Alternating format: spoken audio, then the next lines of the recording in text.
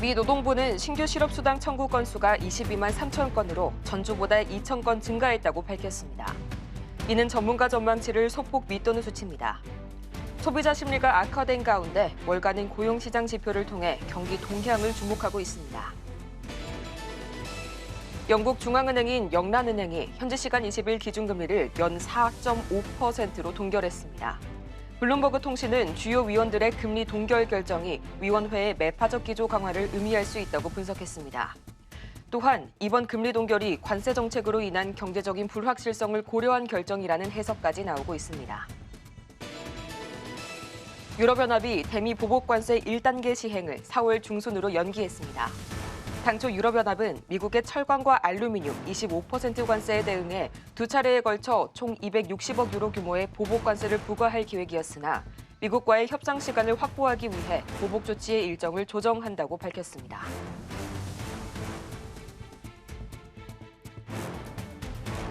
밤사이 뉴욕에서 있었던 일 쉽고 빠르게 전해드리겠습니다. 안녕하세요. 글로벌 증시 와이드 진행의 조민재입니다. 이 간밤 뉴욕 증시 3대 지수가 또다시 약보합으로 마감을 짓고 말았습니다. 반등에 성공을 해낸 지 단 하루 만이죠. 다행히도 이날 미국 주택시장에서는 다시 한번 거래량이 붙는 모습들이 관측이 됐지만요. 그럼에도 불구하고 이 증시 전반에 걸친 불확실성이 지속적으로 지수에 압박을 가하고 있는 모습들이 나오고 있네요. 맞습니다. 이 뉴욕 증시는 장 초반 하락으로 출발을 했는데요. 그래도 장중에는 기존 주택 판매 지표가 호조로 나오면서 상승부를 켜주기도 했습니다. 하지만 장 막판으로 갈수록 다시금 낙폭이 커졌습니다. 자세한 마감 상황 살펴보겠습니다. 네, 내일은 새해 마녀의 날 옵션 만기일입니다. 그러다 보니까 더욱더 지금 변동성이 더 커지고 있는 시점인데요. 뉴욕 3대 지수 모두 다 하락으로 마감을 했습니다. 이 기술주 중심의 나스닥 지수 0.33% 하락했고요. S&P 500 지수도 0.22%, 다우존스 지수 역시도 약보합으로 마감을 했습니다. 0.03% 하락하면서 마감했습니다. 또 이어서 살펴보겠습니다. 미 10년물 국채금리 0.35% 하락하면서 거래됐고요. 역시 필라델피아 반도체 지수 역시도 하락했습니다. 0.72% 하락하며 거래됐습니다. WTI 국제 유가는 좀 소폭 오른 모습인데 오늘 2.18% 오르면서 배럴당 68달러에 거래됐습니다. 이어서 히트맵 여러 자세한 종목별 흐름도 체크해 보도록 하겠습니다. 네, 전반적으로 조금 혼조세 보이고 있습니다. 아무래도 관세에 대한 불확실성이 여전한 상황이다라는 점을 알 수가 있었는데요. 이 빅테크 기술주로도 계속해서 혼조세가 이어지고 있습니다. 이 장 마감 후에 메모리 반도체 기업인 마이크론이 실적 발표를 했습니다. 마이크론이 디램과 또 랜드 플래시를 모두 생산하는 만큼 이 회사의 실적은 글로벌 메모리 반도체 풍량계다라고 말할 수 있겠는데요. 상회하는 실적을 냈고요. 애프터마켓에서는 5% 강세 흐름도 이어지기도 했습니다. 또 자율주행 라이더 기업인 루미다도 실적 발표를 했습니다. 매출 상회했고요. 연간 매출이 10에서 20% 성장을 전망을 하고 있습니다. 애프터마켓에서는 28% 강세 흐름이 이어졌습니다. 하지만 좀 전반적으로 도지의 정부 예산 줄이기가 기업 운영에 힘이 붙인다는 말이 나오면서 이 소프트웨어 전반적으로는 조금은 혼조세 보이면서 약보합으로 마감을 했습니다. 이 밖에 페덱스, 이 운송 기업이죠. 페덱스 실적 발표가 있었는데요. 실적 하회하면서 시간의 거래에서는 4% 가까이 하락을 했습니다. 또 이어서 살펴보자면 이 금융주들 그래도 경기 방어주의인 만큼 그래도 상승하는 모습 보여지고요. 의료기술 일라이 릴리 쪽도 상승하고 있습니다. 비만 신약의 마운자로가 인도에서 출시를 시작한다라는 이야기가 전해졌기 때문입니다. 그럼 이어서 M7 마감 상황도 살펴보겠습니다. 네, 그래도 전반적으로 좀 혼조세 보이고 있는 가운데 엔비디아만이 상승부를 켜줬습니다. 네, 애플부터 살펴보겠습니다. 애플은 0.53% 상승 하락하면서 마감을 했는데요. 애플이 스트리밍 손실이 약 10억 달러를 돌파했다라는 이슈가 있었습니다. 스트리밍 업계에서는 경쟁이 좀 치열해지면서 미디어 회사들이 가격에 민감한 소비자들을 좀 끌어들이기 위해서 이 할인된 가격으로 서비스를 묶어 판매하는 경우가 늘고 있는데요. 애플도 이에 대한 영향을 받게 된 겁니다. 또 인도에서 아이폰 생산을 확대하고 현지 공급망을 좀 더 강화하겠다라는 이야기가 나오고 있습니다. 하지만 4월 2일부터 시행되는 관세 정책이 조금은 변수가 될 수 있다는 전망이 나왔습니다. 엔비디아입니다. M7 종목 중에서 그래도 소폭 상승하면서 좀 상승불을 켜줬는데요. 엔비디아가 퀀텀데이를 개최하는 것이 또 이번이 처음이었습니다. 또 보스턴에 양자 컴퓨팅 연구소를 설치하면서 하버드대와 MIT와 협력할 계획이다라는 설명을 했는데요. 향후 4년 동안 미국산 칩 도달에 수천억 달러를 지출할 예정이다라는 소식까지도 전해졌습니다. 마이크로소프트 보겠습니다. 0.25% 소폭 하회하면서 마감했습니다. 마이크로소프트의 AI 산업은 빠르게 좀 확장되고 있는 시점입니다. 2025년 초에 AI 관련된 연간 매출이 이미 130억 달러를 초과한 것으로 나타났습니다. 마이크로소프트의 AI 관련 매출이 2027년에는 500억 달러를 넘어설 것이다라는 가능성까지 높아진 상황인데요. AI가 이 핵심 동력으로 계속해서 나아갈 수 있을지 살펴보시기 바랍니다. 아마존입니다. 아마존은 0.3% 하회하면서 마감했습니다. 이어서 살펴보겠습니다. 이어서 알파벳, 이 구글도 0.67% 하회하면서 마감을 했고요. 메타는 0.33% 상승했습니다. 그래도 메타가 좀 힘을 내줬는데요. JP모건은 메타 플랫폼스가 인공지능 리더십을 바탕으로 해서 이 강력한 성장 잠재력을 보이고 있다라고 말을 했습니다. 특히 대규모 언어 모델 라마4에 대한 출시를 또 다른 AI 관련된 제품들이 추가 수익을 더욱더 창출할 가능성이 크다라는 분석까지도 나왔습니다. 마지막으로 테슬라입니다. 테슬라도 0.17% 상승하면서 마감했습니다. 테슬라가 외장 패널 문제로 인해서 전기 픽업 트럭인 이 사이버 트럭에 대해서 4만 6천여 명의 이 많은 대수를 좀 리콜했다라고 로이터 통신이 보도를 했습니다. 테슬라의 주요 투자자들이 일론 머스크의 정치 참여로 인한 경영 공백에 대해서 불만을 계속해서 표출하고 있는 상황인데요. 새로운 CEO 선임을 공개적으로 요구하기도 했습니다. 하지만 그래도 막판으로 갈수록 힘을 내면서 오늘 소폭 상승하면서 마감했습니다. 다음으로는 글로벌 주요 이슈 소식 살펴보겠습니다. 유럽연합이 미국으로부터의 상품에 대해서 관세 첫 번째 부과를 4월 중순까지 연기하기로 했습니다. 워싱턴과의 논의를 위한 추가 시간이 필요할 것으로 전해졌습니다. 대변인은 CNBC에서 유럽연합 철강과 알루미늄에 대한 미국 232조 관세에 유럽연합의 두 가지 대응 조치의 시기를 맞추기로 했다라고 결정했습니다.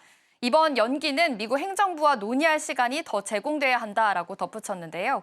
그들은 이번 변경은 일정에 대한 약간의 조정을 의미하면서 특히 EU가 최대 260억 유로의 보복을 계속 준비하고 있는 상황에서 우리의 대응 역량을 감소시키지 않겠다라고 지적했습니다. 또 지난 3월 초에는 유럽연합이 이전에 EU에 대한 관세를 부과하고 유럽연합이 미국으로 수출하는 추가 상품에 대해서 추가 관세를 부과하는 두 가지 접근법을 따를 것이라고 밝혔습니다. 여기에는 철강용 이 알루미늄과 또 기타 반제품과 완제품, 기계 부품과 파생 제품이 포함되어 있습니다. 또 농산물과 섬유, 가죽 제품과 가전 제품 같은 이 기타 산업 제품들도 포함되어 있는데요. 광범위한 다른 제품들도 관세를 부과할 수 있습니다. 중국 인민은행이 기준금리에 해당하는 대출 우대 금리를 5개월 연속으로 동결했습니다. 일본은행도 전날 기준금리를 동결하는 등 세계 각국의 중앙은행이 미국발 관세 전쟁의 불확실성을 감안해 관망 모드를 유지하고 있는 것으로 분석됩니다. 금리 동결 배경은 시중은행의 수익성 악화로 볼 수가 있는데요. 지난해 4분기 중국 시중은행의 순이자 마진이 1.52%로 사상 최저를 기록했습니다. 최근 소비 지표가 예상보다 양호한 점도 금리 동결의 배경이 되겠습니다. 다만 부동산 경기 침체와 디플레이션 우려가 커지면서 인민은행이 향후에 금리 인하에 나설 가능성은 여전한 상황입니다. 일본의 중앙은행인 일본은행도 이 기준금리를 연 0.5%로 동결했습니다. 일본은행은 물가 상승 압력이 커지면서 기준금리를 추가로 올릴 계획이었지만 이번에는 세계 경제 불확실성을 고려해서 기준금리를 동결했다고 전했습니다. 그럼 지금까지 글로벌 시황과 이슈 전해드렸습니다.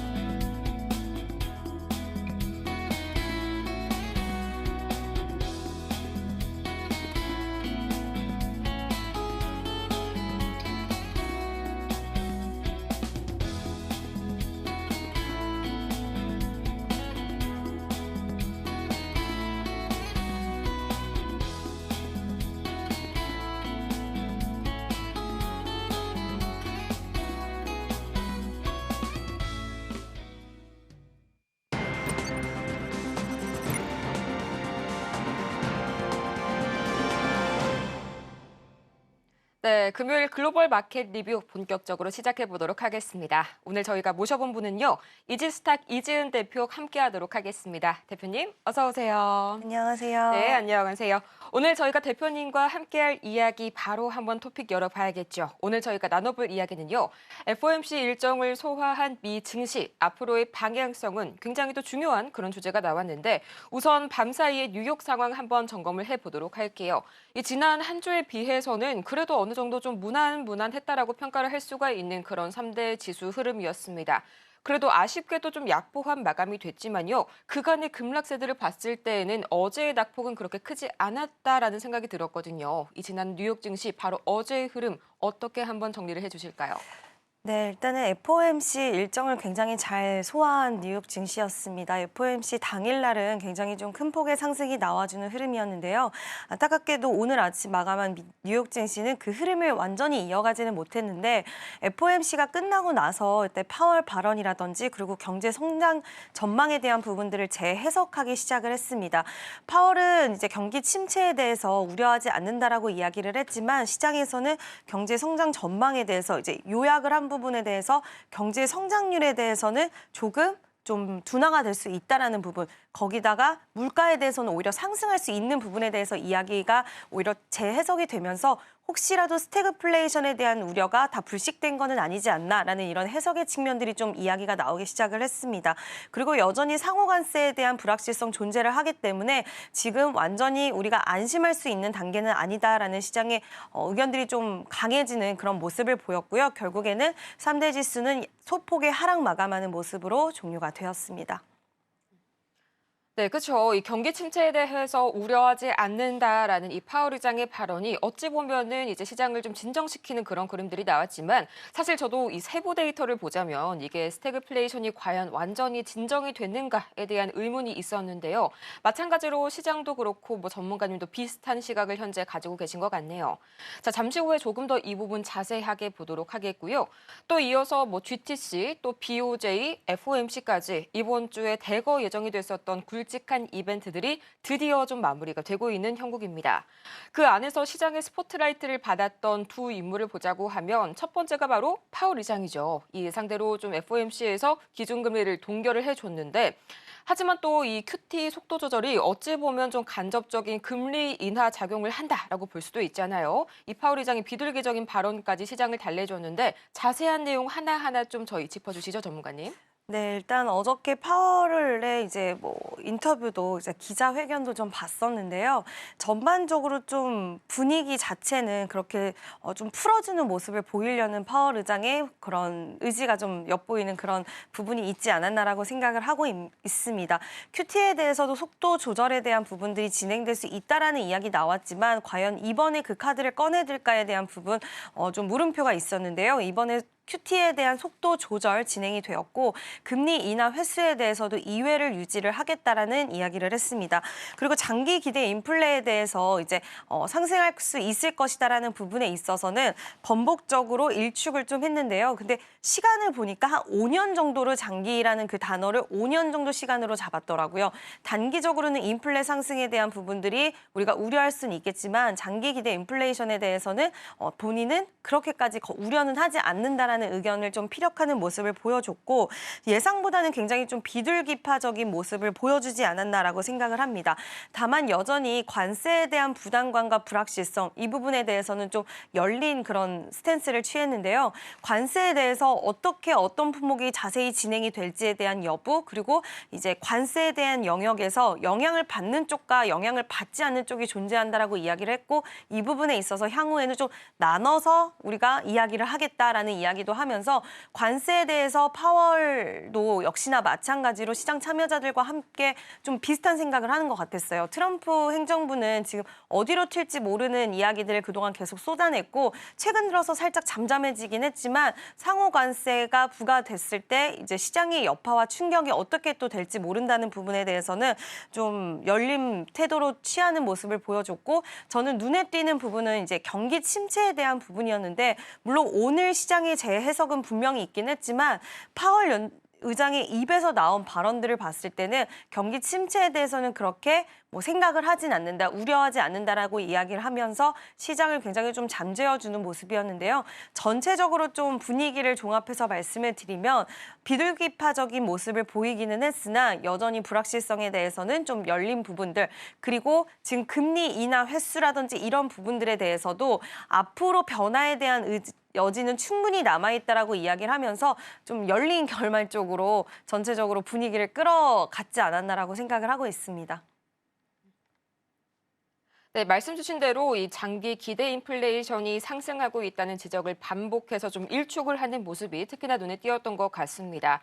또 이 큐티죠. 양적 긴축을 단칼에 끊지는 않고 속도 조절 카드를 대신 꺼내들었다는 점에 또 시장은 환호를 한 분위기도 있었는데요.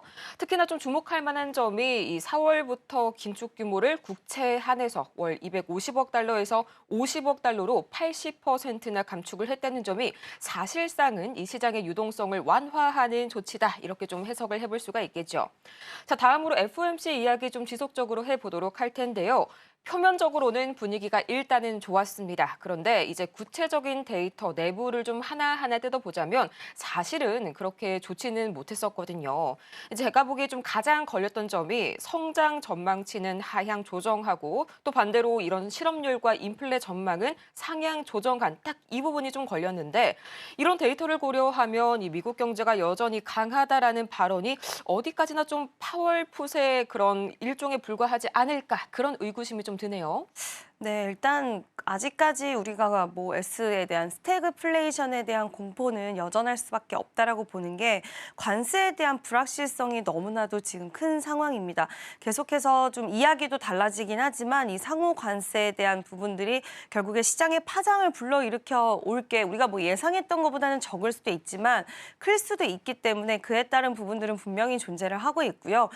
표면적으로 이야기한 부분만 숫자로서 딱 보면은 결국에는 경제 성장에 대해서는 브레이크가 걸리는 부분이고 물가에 대한 부분은 부담이 굉장히 있는 상황이라는 거는 우리가 확실히 이번에 다시 한번 좀 재확인을 할 수가 있었기 때문에 이와 관련된 부분들이 시장을 계속해서 좀 흔들 수 있는 여지는 열려 있다라고 보고 있고요. 그러니까 오늘 아침에 마감한 뉴욕 증시의 추세 자체를 보더라도 어저께 상승분에 대해서 모두 다 반납하는 모습은 아니었습니다. 다만 지금 상방이 굉장히 좀 제한적인 모습들이 나와주고 있다라고 생각을 하고 있는데 시장은 파월이 기자회견에서 이야기한 부분들이 굉장히 우호적이었다는 평가가 처음에는 있었지만 결국에 아직까지 우리가 어떻게 될지 모르는 그 불확실성, 주식시장은 불확실성을 가장 싫어하는데 그 부분이 강력하게 남아있기 때문에 뚜렷한 방향을 잡지는 못하고 있는 것 같고요. 4월 2일이 좀 지나봐야지 오히려 시장의 색깔이 상승이든 하락이든 좀 더 명확하게 좀 잡히지 않을까라고 보고 있어서 그때까지는 눈치 보는 수급들이 좀 많지 않을까. 그래서 상방과 하방은 좀 제한적일 수 있겠다라고 생각을 하고 있습니다. 네, 파월 의장도 마찬가지로 이 트럼프 관세로 인한 불확실성은 지속적으로 좀 언급을 하는 대신에 향후 경제 움직임을 지켜봐야겠다고 좀 다소 완화된 그런 발언들을 언급하기도 했었습니다. 자, 다음으로 이어서 FOMC 이후에 GTC 이야기를 안 꺼내볼 수가 없겠죠. 중요한 이벤트들은 다 끝이 났고요. 오늘이 드디어 마지막 날입니다. 이 시작 전부터 가장 기대를 모았던 게 아무래도 이 젠슨 황의 키노트 기조 연설이 좀 아니었을까 싶은데 이렇다 할 상승 모멘텀을 만들어내기에는 사실상 좀 실패를 했거든요. 그래서 보다 보니까 지난주에 저희 대표님께서 최신 칩에 대한 로드맵이 중요하다, 이런 언급을 해주셨잖아요. 이 관련해서 중요한 디테일에 어떤 게 있을지, 또 향후 기술주들의 반등 흐름 언제쯤 만들어질 수 있을지, 이런 것 좀 많이 궁금해하실 것 같네요. 네, 일단 엔비디아는 오늘 소폭 좀 상승하는 모습을 보여주기는 했지만 이 GTC 일정이 시장의 기대만큼 그렇게 크게 작용하지는 못했던 것 같습니다. 최신 칩에 대한 로드맵 공개가 굉장히 중요하다라고 생각을 했는데 이번에 2028년에 대한 로드맵을 제시했던 파인만에 대한 이야기가 처음으로 등장하기도 했지만 시장에서는 크게 놀라워하지는 않는 분위기였습니다. 뭐 세부 스펙에 대한 부분들은 파인만은 공개되지는 않았지만 그 전부터 블랙에 불투 블랙일 울트라, 루빈 울트라, 그리고 파인만까지 계속해서 좀 이런 일정들에 대해서 앞으로 정말 더 업그레이드된 성능과 효능을 가지고 있는 기업들을 우리가 출시해낼 것이다라는 이야기도 했고 뭐 여러 가지 이야기가 나왔지만 시장에서는 꿈쩍도 하지 않는 그런 모습들을 좀 보여줬고요. 그리고 4대 클라우드 기업이 우리의 그 칩을 굉장히 아직까지 강하게 원하고 있다라는 발언들도 하기는 했지만 시장은 항상 새로운 것을 원하고 지금 꽤 오랜 시간 동안 엔비디아의 이런 기대치가 계속 올라가던 흐름이었기 때문에 별로 크게 영향을 끼치지는 못하는 모습이었고요. 차라리 이 훈풍이 우리나라 증시에는 지금 불어오고 있는 상황이었지만 엔비디아 쪽에서는 그렇게 큰 힘을 발휘하지는 못하는 모습이었습니다. 또 양자의 날이라고 해서 또 양자 컴퓨팅 관련된 종목들이 최근 들어서 시세가 굉장히 좋았는데 오늘은 뭐 DAV 퀀텀이라든지 양자 관련된 종목들이 정말 큰 폭으로 좀 밀리는 모습들을 보여줬는데요. 빨라도 15년 안에 상용화될 것이다. 30년 걸릴 수 있다라는 그런 젠스나 CEO의 발언을 내가 좀 안일하게 생각했던 것 같다. 그거는 아닌 것 같다라고도 이야기를 했지만 그 부분이 크게 주가의 흐름을 좀 좋게 만들어주지는 못했던 것 같고요. 오히려 양자 컴퓨팅 관련된 종목군들이 좀 크게 밀리면서 엔비디아 GTC 일정을 바라보는 시각 자체가 예전과는 좀 달라졌다라는 생각이 확실히 들었고 엔비디아 입장에서는 새로운 획기적인 거를 내놓지 않는 이상에는 주가를 좀 끌어당기기에 아니면 숫자로 놀라울 정도의 증명을 보이기 전까지는 주가의 상방은 좀 제한될 수 있겠다라고 생각을 했습니다. 네, 이 파인만 저도 이름을 처음 들었을 때는 뭐 지금보다도 더 눈이 동그래졌었는데 세부 디테일 이야기가 그 뒤로 하나도 나오지가 않더라고요. 역시나 이 부분에 대해서 참 많은 분들이 실망을 했었던 것 같고 또 퀀텀데이도 역시나 좀 오히려 악재로 작용을 하지 않았나 싶을 정도로 참 무색하게 밤사이에 여러 가지 양자 컴퓨팅 관련 종목들 급락하는 모습들이 나왔습니다. 이 부분에 대해서 이 시장이 생각하는 이 워낙 새로움에 대한 기대치가 높다 보니까 큰 상승으로 이어지기는커녕 오히려 좀 다시 한번 되돌림 나오는 그런 순간이 되었지 않았나라고 말씀을 주셨고요. 또 지난주에 살펴보았던 테슬라까지 이어서 한번 보도록 할까요? 가장 첫 번째로 이번 주에도 굉장히 강한 악재 이슈들이 사실 있었죠. 이 BYD가 초고속 충전 시스템을 내놓게 되면서 충격을 더해줬고요. 그 와중에 또 오너 리스크가 갈수록 심화가 되고 있습니다. 밤사이에는 이 보스턴에 이어서 라스베이거스에서도 테슬라 차량에 대한 이 연쇄 방화 사건이 헤드라인을 장식을 했는데 그 밑에 또 이런 기사가 하나 있더라고요. 이제 러트닉 상무장관이 다시 한번 테슬라를 옹호하는 그런 발언들을 하는 것을 보면서 과연 저게 지원 사격일까 아니면 오히려 좀 시장의 그런 어떤 부정적인 인식들을 더 심화시키는 게 될 수 있지 않을까 좀 조용히 계시면 더 좋을 것 같긴 한데 이런 부분에 대해서 어떻게 맞으실까요? 오히려 반발이 더 세질 수 있는 그런 행보이지 않나라고 생각을 하고 있고 지금 서비스 센터까지 방화를 하면서 테슬라 테러는 더 심화가 되고 있는 모습입니다. 오늘 또 우려를 했던 부분은 뭐 리콜에 대한 이야기도 나오기도 했죠. 사이버 트럭에 46,000대 또 리콜이 됐다. 출시 이후에 벌써 8번째이고 또 오늘 새롭게 이야기 나온 곳은 2조 원이 사라졌다라는 부분, 회계 부정에 대한 의혹까지 또 불거지면서 시장이 가장 싫어하는 듯한 그런 모멘텀과 재료가 좀 집약되는 모습이 나타나고 있습니다.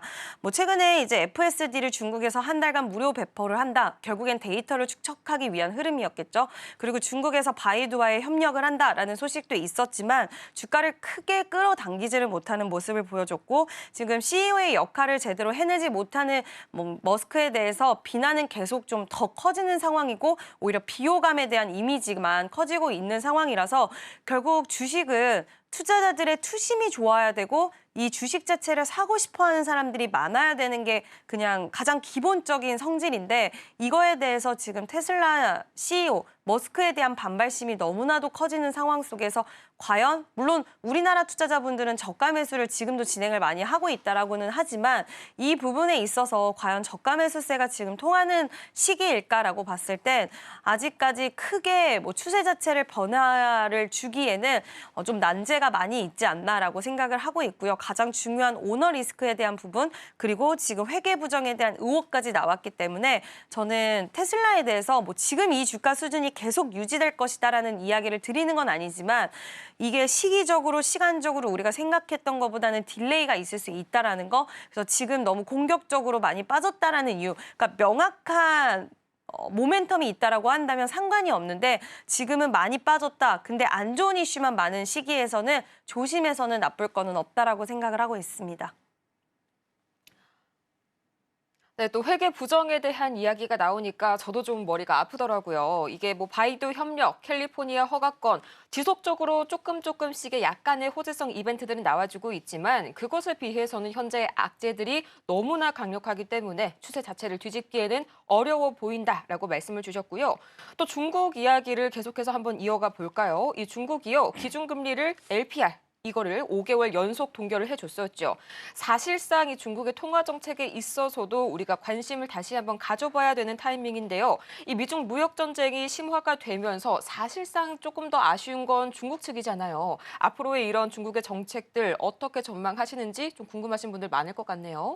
네, 중국은 더 강한 뭐 부양책이라든지 이런 부분들을 지금 미중 무역 분쟁 안에서는 좀 진행할 수밖에 없는 그런 상황이라고 생각을 하고 있고 오히려 미국 견제를 하는 그런 부분들이 중국 내에서의 기술 속도 발전에 대해서 더 크게 빠르게 좀 진행할 수 있는 그런 환경들을 만들어주고 있지 않나라고 생각을 하고 있습니다. 엔비디아, 젠슨항 CEO도 이야기한 부분이 화웨이에 대해서 언급을 하면서 굉장히 AI 관련돼서 기술의 발전 속도가 빠르고 AI 시장의 중심이 되는 기업이다라는 듯한 그런 발언들을 하면서 중국 기업들이 그냥 예전처럼 무조건 빨리가 아니라 기술력을 바탕으로 해서 굉장히 빠른 업그레이드가 되고 있다는 부분들을 실제로 시장에 보여주고 있기도 하고 이런 다른 CEO들의 발언을 통해서 재확인하는 그런 기조들이 일어나고 있습니다. 뭐 중국의 알리바바, 바이트댄스 이런 기업들도 AI에서 딥시크가 처음 나왔을 때 충격을 줬다고 하지만 오히려 더 저렴한 비용으로 딥시크보다 뛰어난 AI를 빠른 속도로 만들어내고 있기 때문에 이 부분에 있어서는 상당히 우리나라 입장에서도 긴장을 해야 되는 부분이라고 생각을 하고 있고요.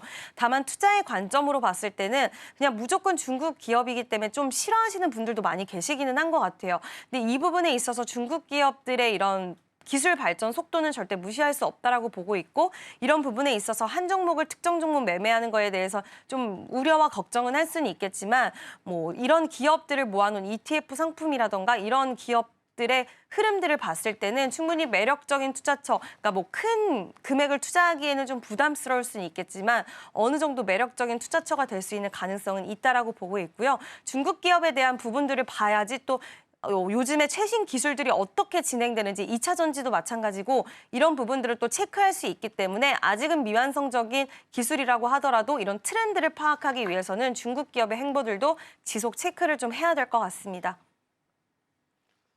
네, 맞습니다. 위기는 또 다른 기회라고도 하죠. 이 중국에 대한 미국의 견제가 오히려 중국의 기술 발전 속도를 역설적으로는 높이고 있다라고 말씀을 주셨고요. 확실히 좀 중국 기업이기 때문에 저희가 색안경을 끼고 바라보는 그런 시각들도 있지만 우리가 이제는 더 이상 그런 어떤 색안경적인 부분을 버리고 객관적으로 현실을 바라봐야 되는 시점이 아닌가라고 말씀을 주셨네요.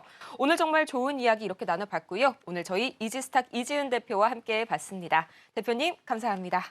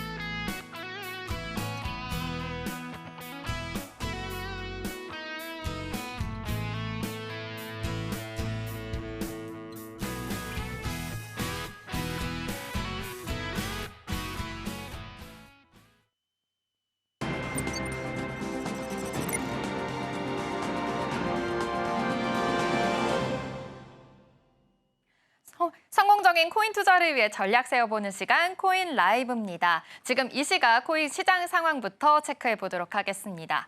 어제는 뉴욕 증시와 함께 코인 시장이 굉장히 활기를 띠는 모습이었는데요. 오늘은 좀 다른 흐름이 이어지고 있습니다. 비트코인만이 빨간불을 켜주고 있는데요. 0.64% 상승하면서 지나고 있습니다. 스트레티지 세일러 회장이 이렇게 얘기했습니다. 10만 달러 아래에서 살 수 있는 시간이 얼마 남지 않았다라는 발언을 하기도 했는데요. 지금 8만 6천 선 지나고 있습니다. 이더리움은 3% 하락하고 있고요. XRP는 2.62% 하락하고 있습니다. XRP 어제 좋은 소식이 또 전해졌었죠. SEC가 이 리플에 대해서도 소송을 취하하면서 리플이 어제 XRP가 10% 강한 상승 흐름을 내주기도 했었는데 오늘은 다시 좀 숨고르게 하는 모습으로 이어가고 있습니다. 그럼 이어서 8개 알트코인도 살펴보도록 하겠습니다.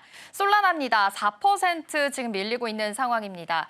연일 계속해서 작년 잘 갔었는데 숨고르기가 계속해서 이어지고 있고요. 솔라나에서는 지금 그 네트워크가 좀 활성화가 감소됐다라는 이슈도 나오고 있습니다. 도지코인입니다. 3% 하락세 보이고 있는데요. 도지코인 횡보장에서 조금 벗어나고 있는 상황입니다. 하지만 온체인 지표를 통해서 보시면 상승할 가능성이 있다라는 점도 체크가 된다는 이슈까지 나오고 있다는 점 체크해 주시죠.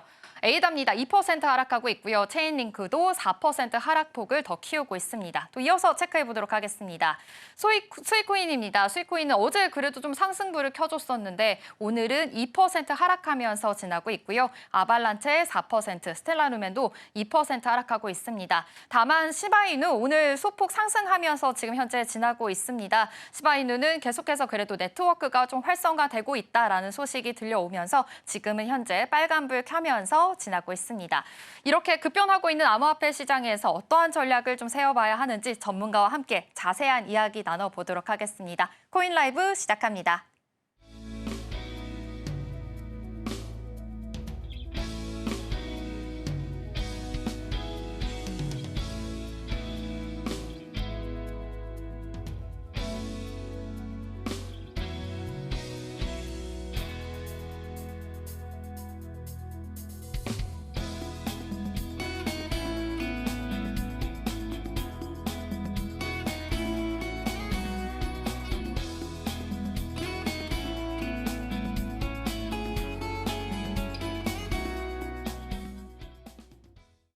네, 코인 시장의 이슈 분석과 투자 전략까지 세워보는 시간입니다. 오늘은 금요일이죠. 블루터 중기배처부의 김가연 기자와 함께하겠습니다. 기자님 어서 오십시오.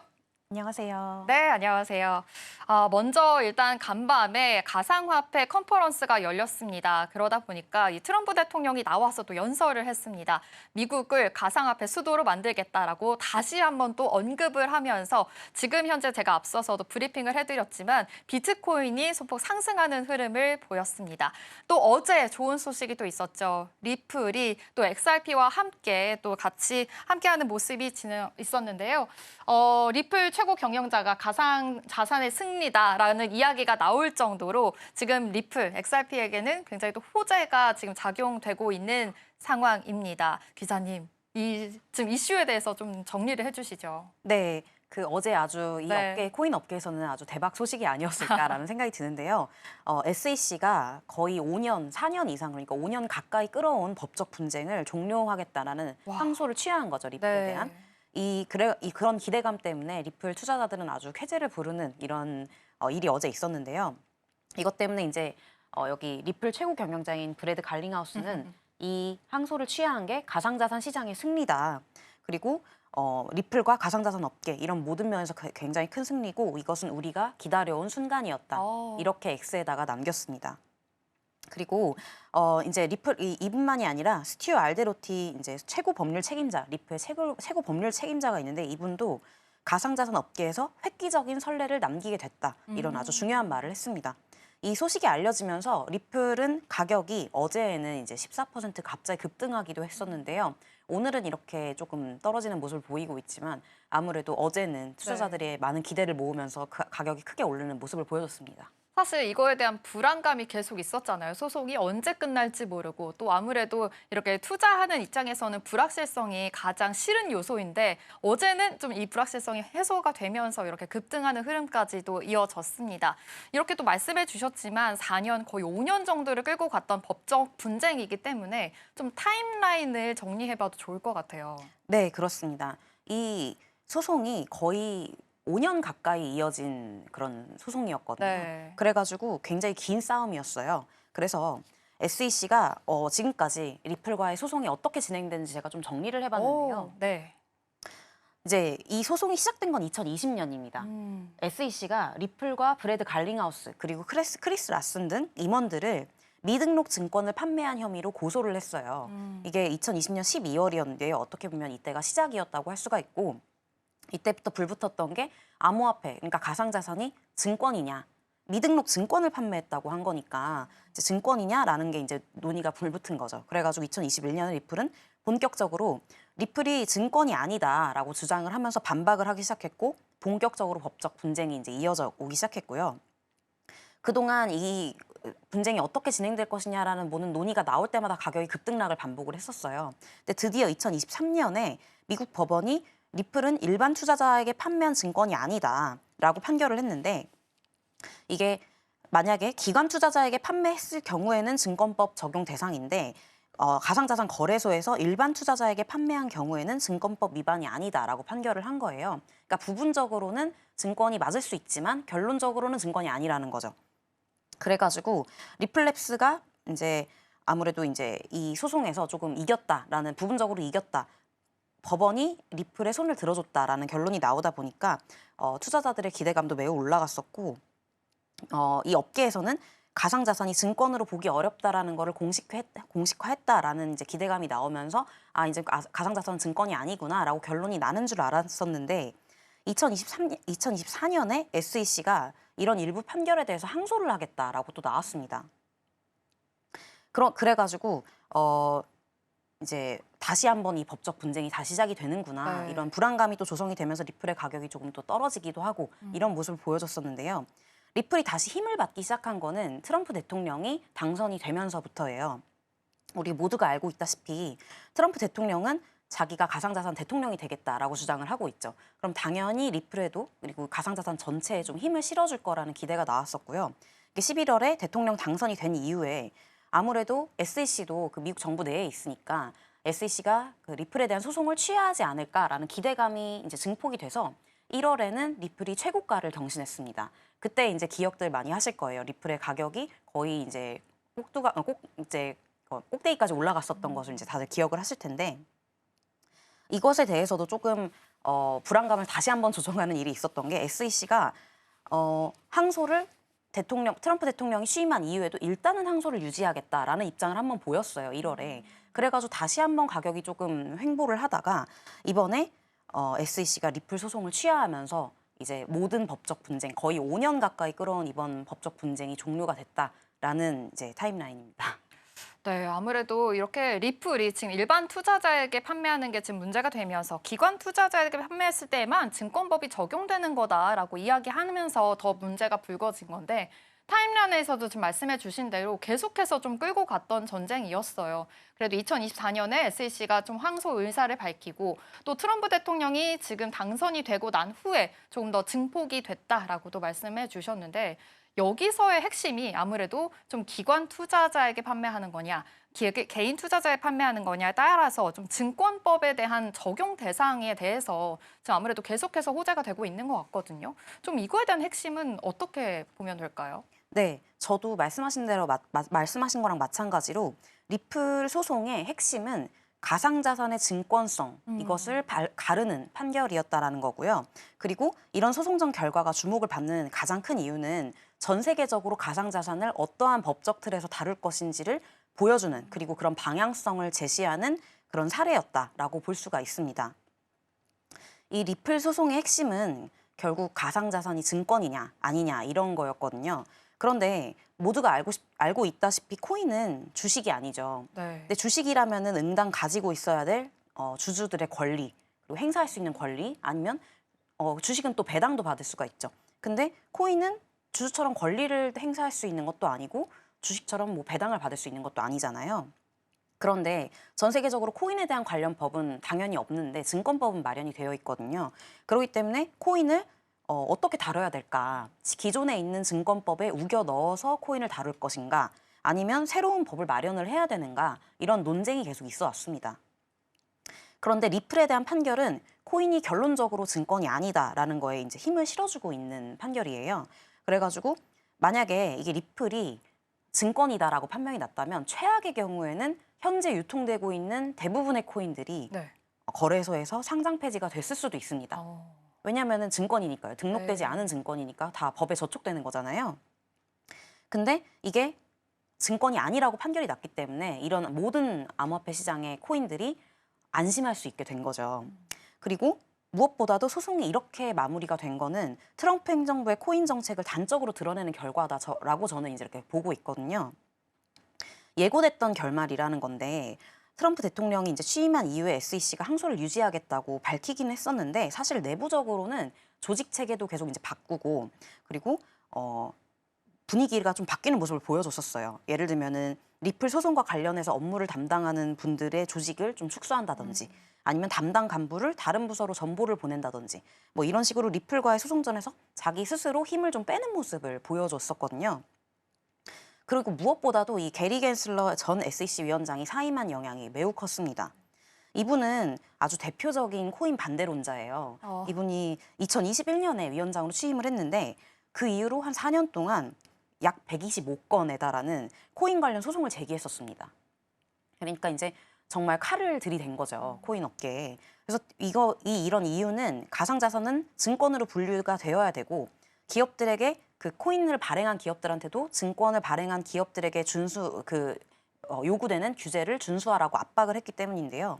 그 중에 대표적인 곳이 이제 리플이었던 거고 이 리플 소송이 그 사례였던 거죠.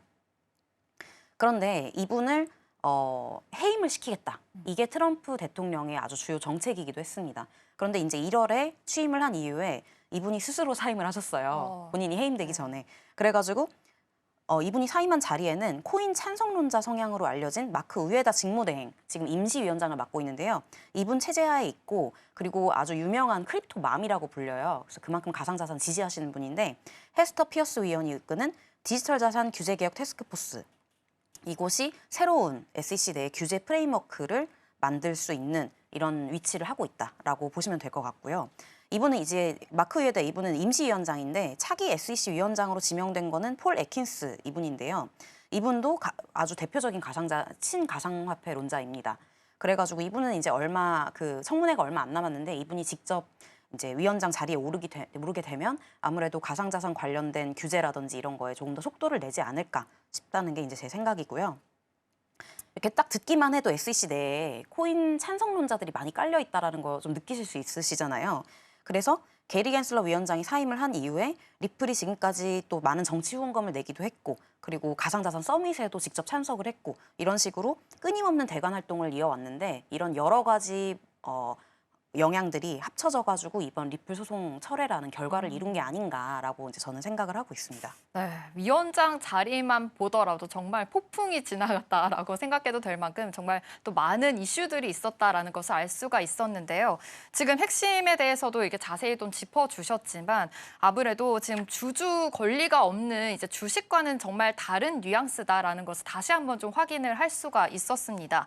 그러다 보니 갈링하우스도 이야기했지만 가상자산의 승리다라는 말이 정말 명확히 맞다라는 생각을 하게 되는데 그렇다면 앞으로의 문제가 이 가상자산에 미칠 영향이 더욱더 커지겠다라는 게 더 이슈인 거잖아요. 이렇게 소송을 취하하게 되면서 이 가상자산 업계에는 어떤 영향을 좀 불러일으켜 줄 수가 있을까요? 네. 제가 생각하는 이번 항소 취하의 큰 기대 효과는 뭐 이렇게 두 가지 정도로 요약되지 않을까 이렇게 생각이 드는데요. 첫 번째는 리플의 가상자산 업계에서의 입지 강화, 그리고 두 번째는 코인 규제 개혁에 대한 속도, 이렇게 두 가지로 저는 볼 수가 있을 것 같아요. 이미 작년에 미국에서는 이더리움과 비트코인 현물 ETF가 승인됐잖아요. 그래가지고 기관 투자자들이 포트폴리오 안에 코인을 집어넣을 수가 있는 그런 코인도 자산군 중 하나로 인정을 받았는데 이번에 증권성 논란까지 종식이 되면서 아무래도 다른 코인들도 이제 만약에 시총이 뭐 리플 수준까지는 아니더라도 좀 많이 높아지면 순위권 내로 올라오게 되면 ETF가 관련 현물 ETF가 만들어져서 승인이 될 가능성 이런 게 높아졌다고 볼 수가 있겠고요. 그리고 실제로 SEC에서는 그레이스케일과 비트와이즈, 프랭클린 템플턴 이런 주요 자산운용사들이 리플 현물 ETF 신청서를 접수해가지고 승인을 기다리고 있는 상태입니다. 근데 이번에 항소가 취하되면서 아무래도 이게 승인될 가능성이 매우 높아졌겠죠.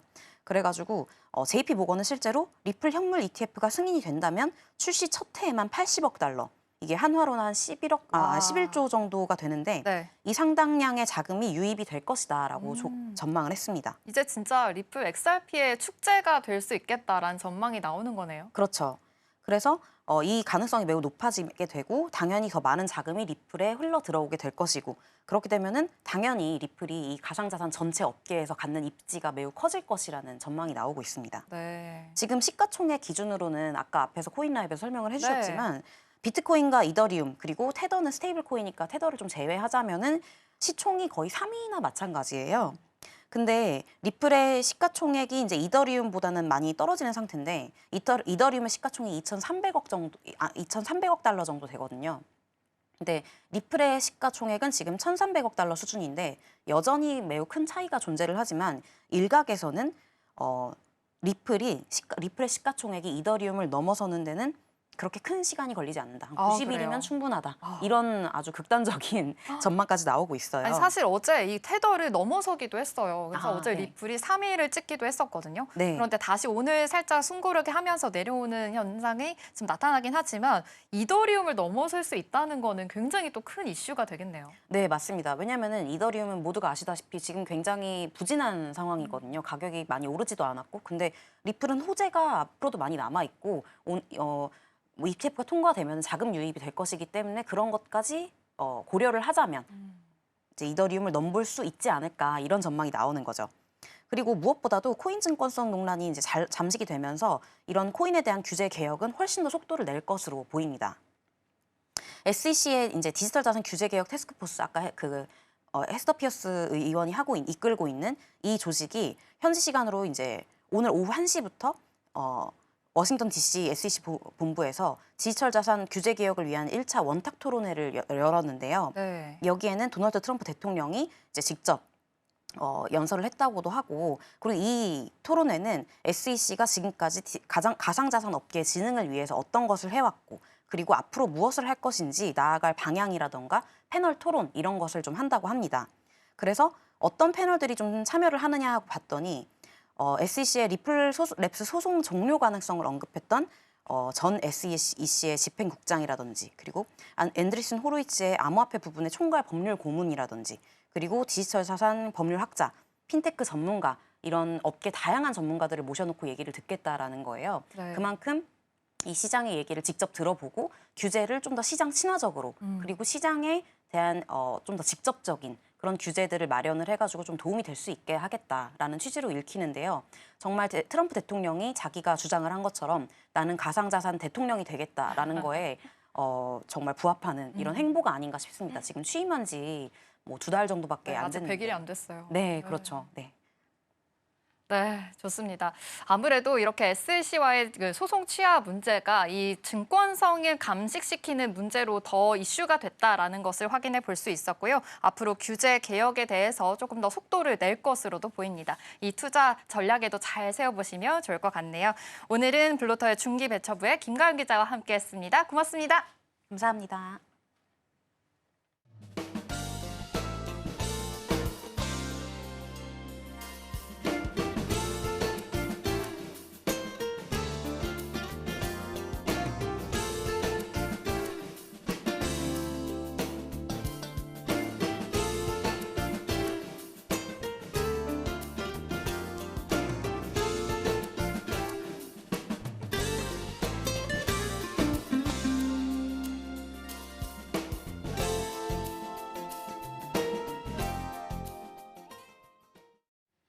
(3월 21일) 금요일 글로벌 증시와이드가 준비한 소식은 여기까지입니다.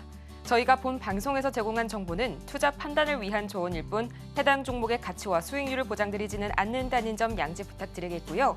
저희는 다음 주 이 시간 더 유익하고 알찬 소식 들고 돌아오도록 할게요. 오늘도 함께해 주신 여러분 고맙습니다.